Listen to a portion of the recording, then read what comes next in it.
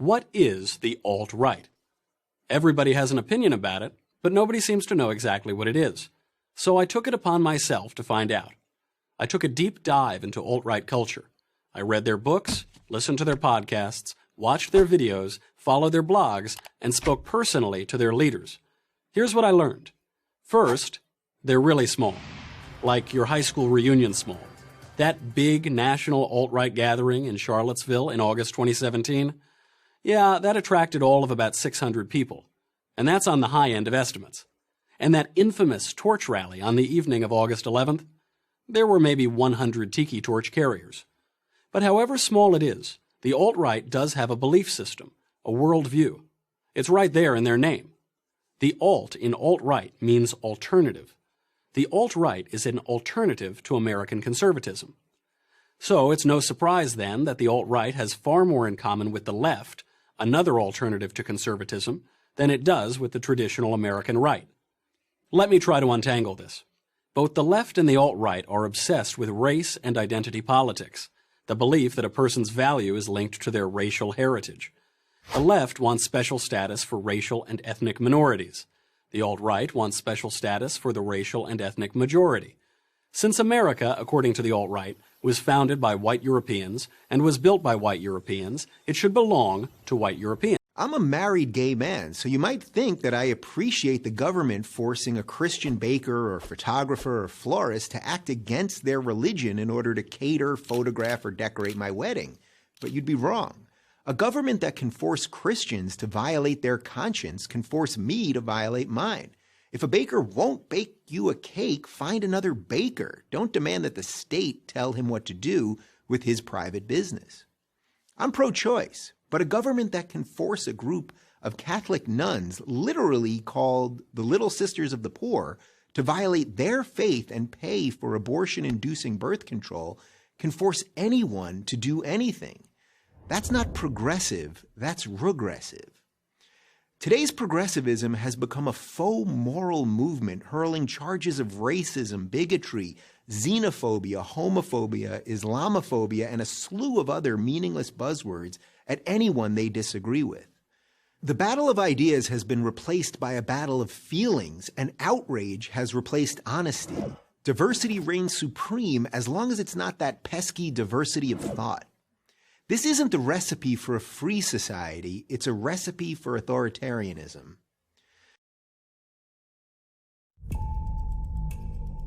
California is for the very rich and the very poor. Everything is more expensive. You can't live here in California anymore as a middle-class citizen. In many parts of the state, you've got tent cities, crime is out of control, schools are the bottom percentile. There are people who are dying on our streets. The estimate is that 1,000 people will die on the streets of Los Angeles. This is California. While this state is known for its glitz and glamour, it is also home to some of the highest real estate prices, highest taxes, highest number of business regulations. Many of them who were born and raised in this state are realizing that it's become unaffordable, and that's heartbreaking. I'll tell you, Californians, when they move to Texas, they're shocked. Their standard of living goes up 40 to 50%. Overnight. And many of us are leaving not only California, but other liberal states for a better lifestyle for our children. Failed liberal policies are just simply encouraging the situation. People just saying we can't put up with this anymore. So you just can't live like this.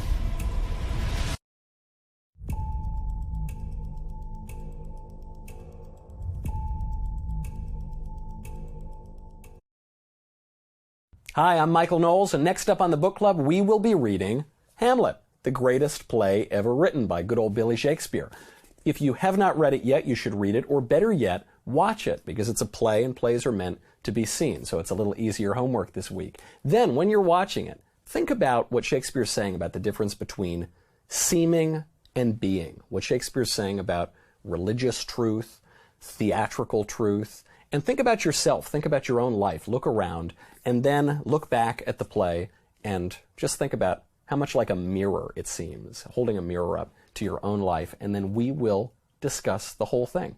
Check it out on the book club, and happy reading.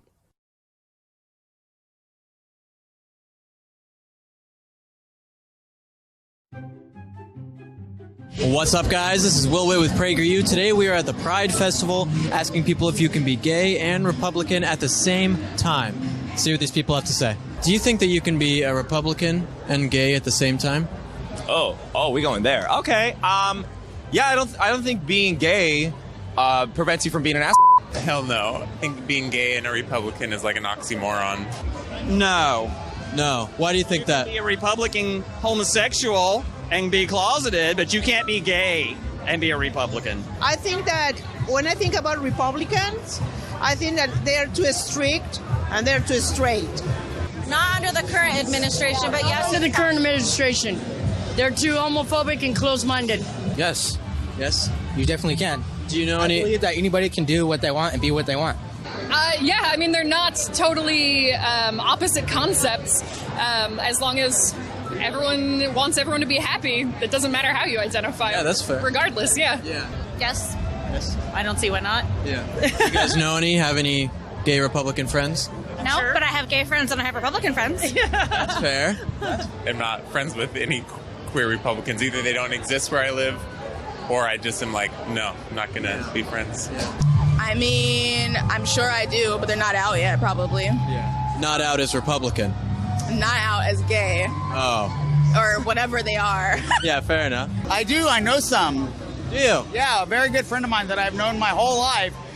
His identified as Republican. He's a sister, but he's a Republican. He believes in those values. We do have some disagreements once in a while, but he supports me as an individual, and that's all that counts. That's great. In San Francisco, there's not many Republicans, huh? I'm dating one. Really? Yes. And it's very confusing because I'm very liberal. Yeah. And not just... I can imagine. We're getting married. Really? Yes. Do you think it's harder to come out as a Republican or to come out as gay? I think there's more of a negative stigmatism against being Republican versus being gay. Are gay people afraid to come out as Republican for being ostracized? I would think so. I think for some people it might, because most people care about what people think, and you really shouldn't. You should just go and be free and do what you want to do. It's like, it'll be difficult at first, but I think that eventually you'll find your right people. I might not agree with your values. I'm always certainly willing to sit down and listen, but I wouldn't shame somebody. Sometimes you just got to talk through stuff and realize that it's not about changing the person's mind, and you can have healthy discussion and you don't have to agree on everything. But at the end of the day, you just have to treat people with respect. You woke up like this? Of course, every day. Enough. All of you guys did. It's Pride Day in June, right? Let's celebrate!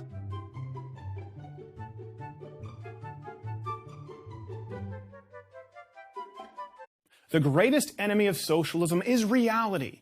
The reality that human nature will invariably pull certain people toward individualism and success, and others toward laziness and collectivism. The tension between the makers and the takers always leads to socialism's inevitable collapse. But I know that I can give you examples of failed socialist economies until I'm blue in the face, and you won't care. Because at least socialism is inherently more morally altruistic than the evil, greedy, capitalist warmongering seen in the West. Greed? What's more greedy than wanting to take from someone else something that you haven't earned?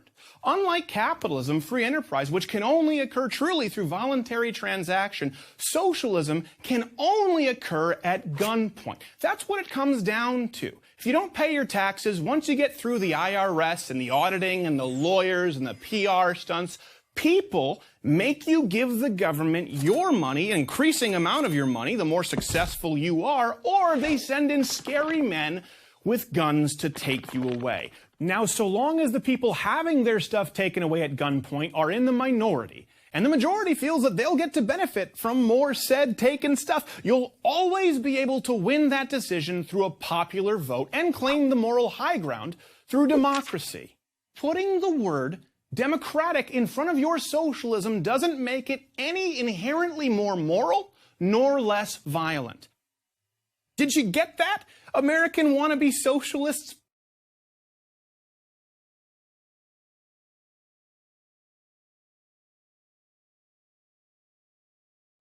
What's the difference between living with someone and marriage? It's the difference between referring to the man in your life as my boyfriend, significant other, or partner, and referring to him as my husband, and him referring to you as my wife, as compared with my girlfriend. Ask anyone who has taken the plunge and they'll tell you, living together and marriage have little in common. It's sort of like the difference between living in a country and being a citizen of that country. The latter, with its commitments, obligations, and expectations, means a lot more.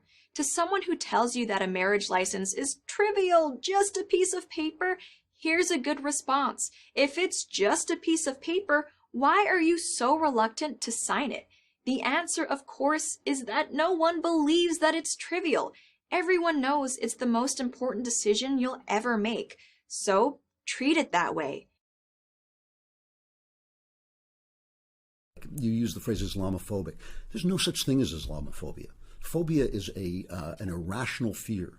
Nobody is irrationally fearful of Islamic people. Nobody woke up one morning and said, you know what, I kind of have this fear of Islamic people. They saw the violence that infests the Islamic community. Something like over 75% of terrorism worldwide is Islamic. Something like 13 of the 14 largest violent conflicts in the world involve Islamic people. They're fighting with Christians, they're fighting with Jews, they're fighting with other Islamic people, they're fighting with Buddhists.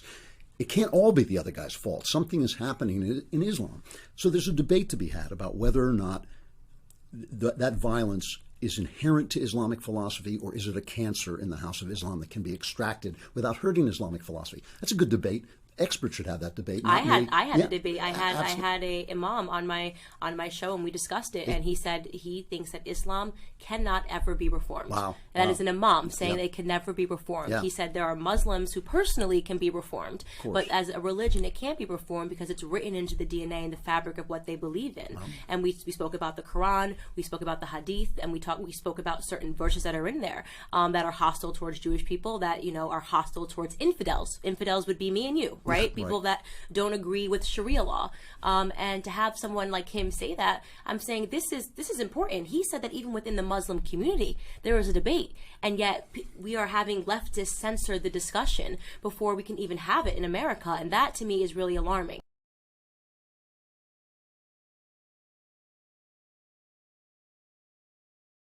What's up, guys? This is Will Witt from PragerU. Gavin Newsom just said that he wants to give free health care to all illegal immigrants in California. We're here in Manhattan Beach, and we're going to talk to people and see what they think about it. Do you think that illegal immigrants should get free universal health care in America? I think everyone should have free universal health care, everyone in the world. Illegal immigrants getting free health care? No. Why do you say no? They should work for it. Do you think that illegal aliens should have free universal health care? Yes. Yes. I believe universal health care is a right that every person should have. Do you think that illegal aliens should get free universal health care here? Illegal aliens should get free universal health care? I think everybody should get free universal health care. If we were to put it in place, who would pay for it? If you're paying taxes, it would probably go towards that as well. And they're paying taxes. Do you think it's fair if illegal immigrants, they don't pay taxes into the system, but we do, that our money should go towards paying for their health care, even though theirs doesn't go towards paying for ours? Most definitely. Do you think that illegal aliens pay the same taxes that we as natural citizens pay?